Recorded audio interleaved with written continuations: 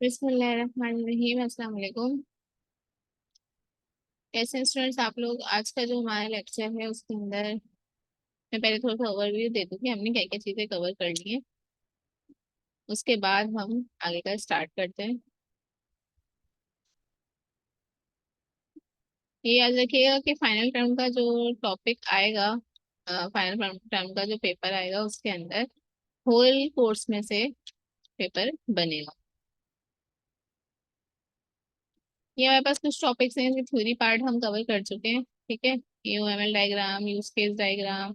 Use case diagram आपके paper में बनाने को नहीं आई थी पहले।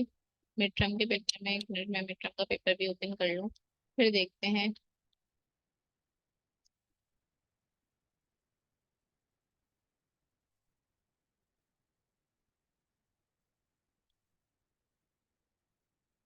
क्या पेपर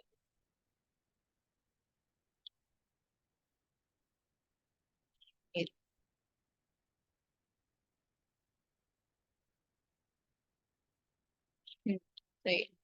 मिड का पेपर तो काफी आसान आया था, अभी मैंने दोबारा देखा है तो रियलाइज हुआ कि बहुत ही आसान पेपर बना दिया था।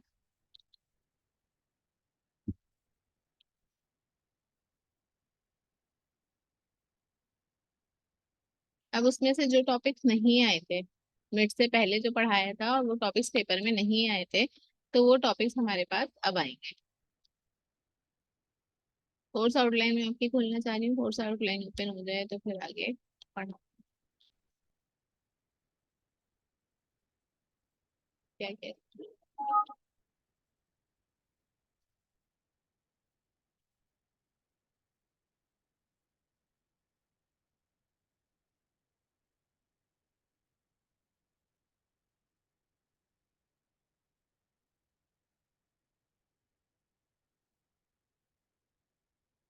ये आपके पास कोर्स आउटलाइन ओपन हो गई है, आई होप कि अब आपको नजर आ रहा है। इसके अंदर थ्योरी कॉन्सेप्ट जो लेक्चर नंबर 1 में थे, ये अब आपके फाइनल में मैं इंक्लूड नहीं करूंगी। फिर आपके पास आ रहा है ये रिक्वायरमेंट इंजीनियरिंग वाला, ये फाइनल में आ चुका है, ये नहीं आएगा। ठीक है, यूएमएल डायग्राम और यूज केस डायग्राम ये बनाने को नहीं आई थी, तो ये अब बनाने को आएगी। Use case, UML, class diagram, इन तीनों में से किसी भी तरीके से जिस तरह से पढ़ाया गया है कि सिनेरियो दे दिया और क्लास डायग्राम बनाने को दे दी, तो उस तरह से पूछा जा सकता है। ठीक है, क्लास डायग्राम बना के दे दी, जैसे कि मैंने लास्ट टाइम कहा था, और मैंने मिड के पेपर में इंक्लूड किया नहीं। तो क्लास डायग्राम बना के दे दूं और बोलूं कि आप इसको एक्सप्लेन करें इनके सारे रिलेशनशिप वगैरह को, तो ये तीन डायग्राम्स आपके लिए इंपॉर्टेंट है पेपर के पॉइंट ऑफ व्यू से। एचटीएमएल के अंदर से काफी सारी चीजें आ गई हैं, लेकिन क्या नहीं आया था, एचटीएमएल की इनपुट फील्ड्स वगैरह नहीं आई थी, स्पैन लिस्ट ये सब तो आ गया था। रेडियो बटन, चेक बॉक्सेस नहीं आए थे, और इनपुट फील्ड्स आ गई थी। ठीक है, वो नहीं आएंगी। Check boxes, divide, span text, label, ये वाला जो है ना पार्ट, ये आपके लिए इम्पोर्टेंट है एचटीएमएल में से for exam point.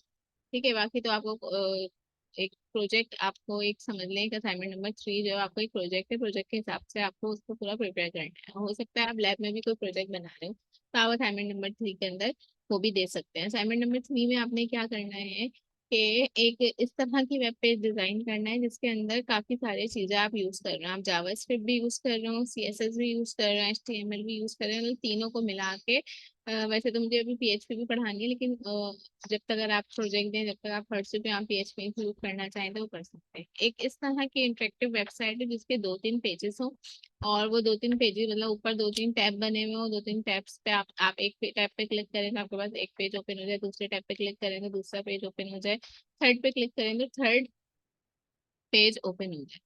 Her page पे अलग अलग आपने मतलब सबको बिल्कुल अलग नहीं करना, लगे कि ये एक ही वेबसाइट के पेज है तो उनका बैकग्राउंड कलर, उनके ऊपर जो टेक्स्ट स्टाइल यूज हो, जो टेक्स्ट कलर यूज हो, वो सब सेम होना चाहिए।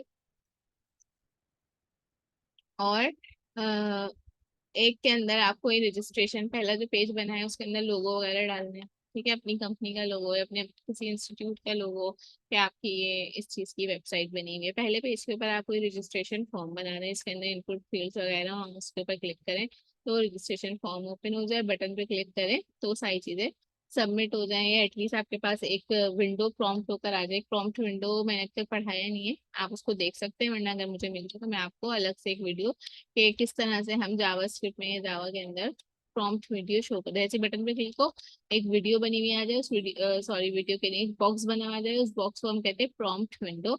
उसके ऊपर लिखा हुआ आ जाए यू हैव सबमिटेड सक्सेसफुली। ये हो गया आपका फर्स्ट पेज। सेकंड पेज के ऊपर आप जाते हैं। सेकंड पेज के अंदर कुछ इन्फॉर्मेशन लिखी हुई आ जाए, उस इन्फॉर्मेशन के अंदर आप डिफरेंट हेडिंग्स यूज कर लें, टेबल्स यूज कर लें, कोई इमेज इंसर्ट कर लें, ये सारे काम आप उसके अंदर करके दिखाते हैं। ये सब जो मैं जबानी बोल रही हूँ ये मैं आपको इन रिटर्न भी दे दूंगी, ताकि आप जब असाइनमेंट बनाना शुरू करें तो आपको परेशानी ना हो। ये असाइनमेंट आपको सबमिट करना है अपने पेपर वाले दिन, ठीक है। और बहुत अच्छा होगा अगर आप पेपर से पहले दें। सीआर को सारे असाइनमेंट आपने जमा करने। थर्ड पेज 3 टैब बनवाए ना मैंने।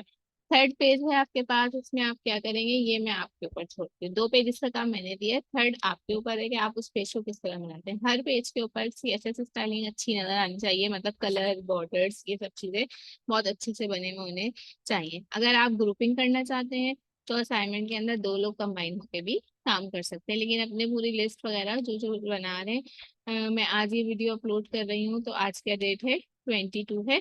24 तक मेरे पास एक सीआर की तरफ से लिस्ट आ जानी चाहिए, जिसके अंदर लिखा होना चाहिए आपकी वेबसाइट का नाम, कि आप क्या वेबसाइट बना रहे हैं और आपके ग्रुप में कौन शामिल है। 2 लोगों का मिनिमम ग्रुप, मैक्सिमम 2 लोगों का ग्रुप बन सकता है, या फिर आपको इंडिविजुअल करना है। अगेन हम पेपर की तरफ आ जाते हैं। मैंने बता दिया कि एचटीएमएल में से क्या आ सकता है, ये वाला पार्ट आ सकता है, ठीक है। और ये सब हमने कवर कर लिए थे उसके अंदर। और याद रखें जो भी आप कोडिंग करके दे रहे हैं ना असाइनमेंट वगैरह, उसके अंदर कमेंट जरूर लिखें। अगर आपने एचटीएमएल का काम किया है, जावा का या स्क्रिप्ट का, जो भी उसका कमेंट करके बताएं कि इस टैग को यूज करने से क्या हो रहा है। अगर स्पैन का टैग यूज कर रहा है तो स्पैन का टैग यूज करने से क्या फर्क पड़ रहा है। सीएसएस के अंदर से मैं क्या दूं, सीएसएस तो मैंने काफी पूछ लिया था, तो सीएसएस के अंदर से मैं अलग से कुछ नहीं पूछूंगी, ठीक है। कुछ ऐसी आपको यूज करनी है, खुद से जरूरत पड़ जाए कोई इस तरह की इमेज बनाने की, तो आपको लगे कि इसके अंदर सीएसएस स्टाइलिंग करके भी आप ये काम कर सकते हैं, तो आप खुद से यूज करते हैं, ठीक है।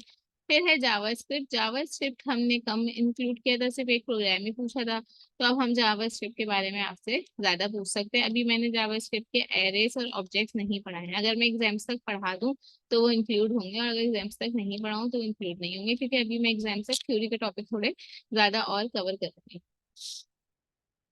जावास्क्रिप्ट के अब आपको फंक्शंस पे गौर करना है, सब तरह के फंक्शंस के, विद पैरामीटर्स विदाउट पैरामीटर्स, ठीक है। जावास्क्रिप्ट के ऑपरेटर्स के ऊपर काम करना है या उनको सीखना है। डाटा टाइप जावास्क्रिप्ट की कौन सी होती है आपको पता होनी चाहिए। और आएगा प्रोग्रामिंग बेसिक थोड़ा बहुत कुछ उसके साथ पूछा जाए, जैसे जावास्क्रिप्ट का फंक्शन बनाने को दे दूँ, साथ में पूछ लूँ जावास्क्रिप्ट का फंक्शन का सिंटेक्स वगैरह क्या होता है, इसके बारे में थोड़ा सा कुछ लिख दें तो आप लिखिएगा। फिर इसकी कंडीशनल स्टेटमेंट, लूप्स, ये फॉर्म वैलिडेशन, ये एक पूरा आपको वीडियो मिलेगी फॉर्म वैलिडेशन के हवाले से, तो वो वीडियो आप देख के फॉर्म में किस तरह से इनपुट फील्ड्स आप जावास्क्रिप्ट में बनाते हैं, एचटीएमएल में तो बना लेते हैं, इसमें किस तरह से बनाते हैं। अलर्ट बॉक्स, वो जो मैं प्रॉम्प्ट बॉक्स कह रही हूँ ना, उसको अलर्ट बॉक्स भी, उसी तरह का अलर्ट बॉक्स भी होता है। अलर्ट बॉक्स कब आता है, आपको ये गलत इंटर कर रहे हैं, इनपुट की एक फील्ड बनी हुई है, उसके अंदर जो है आपको डाटा लिखना था करेक्टर्स वाइज, आप वहाँ पे न्यूमेरिक डाटा लिख रहे थे, आपके पास अलर्ट आ गया, या आपने एक फील्ड एम्प्टी छोड़ दी, उसको फिल नहीं किया तो आपके पास अलर्ट बॉक्स आ गया, इसको हम अलर्ट कहते हैं। तो यहाँ से हमारे पास फाइनल टर्म के अंदर ये सारी चीजें इंक्लूड है, कंडीशनल स्टेटमेंट, इफ एल्स वगैरह। ये पीएचपी का फिलहाल मैंने नहीं पढ़ाया, लेकिन अगर आपने लैब में पीएचपी पढ़ लिए तो काइंडली मुझे इन्फॉर्म कर दें, तो ताकि मैं पीएचपी में से भी कुछ दे सकूं, आपका पेपर ही सही हो जाएगा। कोड होगा तो आसानी से काम कर लेंगे, बजाय कि थ्योरी का आप रट्टा लगाएं। फिर हमारे पास ये टॉपिक है, और ये टॉपिक सबके सब मस्त है। इनमें से आपको सब थ्योरी आनी है, access modelling concept, components of web architecture, design guidelines, ये जब जब मैं जो वीडियो बनाती जाऊंगी तो आपको साथ साथ बताती जाऊंगी कि इस टॉपिक की तैयारी किस तरह से करनी है, इस टॉपिक की तैयारी किस तरह से करनी है। ये जो आपका पार्ट है ये वही पार्ट है जो भी मैं एक्सप्लेन कर रही थी, कि आपको एज अ प्रोजेक्ट या एज अ असाइनमेंट नंबर 3 कुछ भी आप इसको समझ सकते हैं, बनाना है। फिर हम जो है एक ऑनलाइन सेशन कंडक्ट करेंगे, उस ऑनलाइन सेशन के अंदर आप वो देंगे, ये आपके बोनस मार्क्स होंगे कि कहीं कोई कमी पेशी आ रही होगी तो जो उस ऑनलाइन सेशन को अटेंड करेगा अपनी वेबसाइट को एक्सप्लेन करेगा, स्क्रीन शेयर कर लेंगे हम, और आपने अपने अपने पीसी के ऊपर बताना होगा ये काम आपने कैसे किया, काम कैसे। तो इसलिए जल्द से जल्द इसके ऊपर काम कर लें, ताकि जो है फिर हमें परेशानी ना हो। पेपर के बाद हम ऑनलाइन सेशन रख लेंगे ताकि आप आराम से सुकून से काम करें, लेकिन मैं इतना लंबा टाइम इसलिए नहीं दे रही कि आप इतने सुकून में चले जाएं, सिर्फ इसलिए दे रही हूँ कि आपके ऊपर टेंशन ना हो, आप रिलैक्स होकर काम करें। तो ये हमारी आज की जो थी पेपर के एक्सप्लेनेशन के हवाले से वीडियो थी।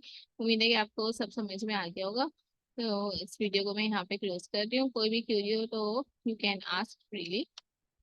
अच्छा, ये है एक्सएमएल, ये दोबारा आगे भी रिपीट हो रहा है तो एक्सएमएल भी इंक्लूड है आपके पेपर के अंदर। चलिए अगेन मैं बता देती हूँ कि ये टॉपिक मैं कवर करवाऊंगी, फॉर्म वैलिडेशन वाला। ठीक है, ये आपने करना है। बाकी मैं आपके लैब मैनुअल देख लूंगी, लैब मैनुअल के अंदर इनमें से जो चीजें आई हुई होंगी वो आपके पास थ्योरी के अंदर भी इंक्लूड होंगी। ठीक है, अल्लाह हाफिज।